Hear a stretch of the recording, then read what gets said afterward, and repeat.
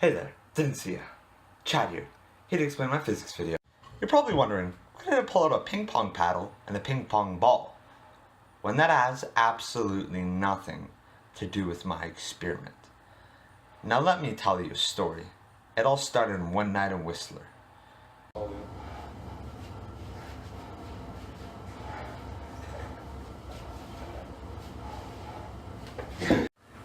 Babushka.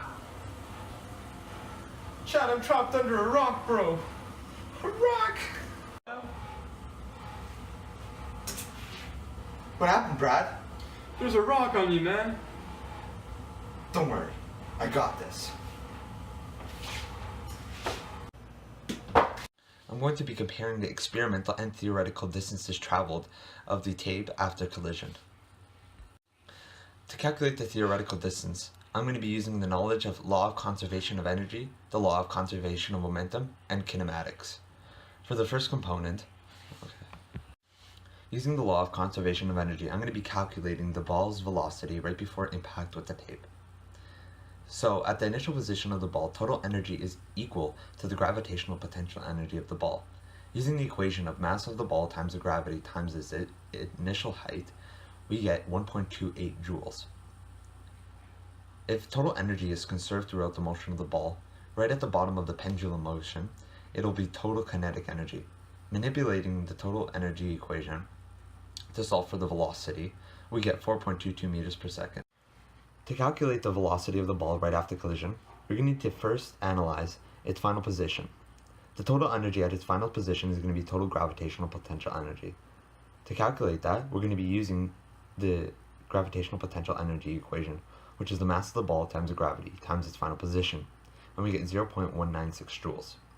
So now that applying that to the total energy is equal to the kinetic energy at the bottom of the pendulum motion, we're able to manipulate the equation to solve for velocity, and we get 1.65 meters per second. With my knowledge of kinematics, I'll be able to calculate the total travel time of the tape after colliding with the ball. So the use of the equation of the changing y position is equal to the initial y velocity times time plus half of the acceleration due to gravity times the time squared. Then manipulation of this equation to solve for time. The determined time ends up being 0.247 seconds. Then applying the knowledge that total horizontal velocity is conserved throughout the total travel time, that the displacement in the x coordinate is equal to the x velocity times the total time, then the determined travel distance is 0.867 meters. For the comparison of the experimental distance traveled and the theoretical distance calculated of the tape after colliding with the ball, there's a 9.33% error, and what this allows me to conclude is that total energy is not conserved. Energy could have been lost outside of the collision and within the collision. The energy lost within the collision could have been done due to it being a non-elastic. As there is malformation with the tape, energy is absorbed.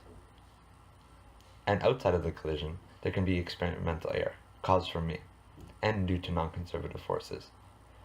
The errors caused by me is that I couldn't have measured the distance traveled of the tape perfectly, along with me releasing the ball not being perfect. There could have been rotation of the ball, which allows the ball to lose energy from its original position. And due to non-conservative forces is air resistance.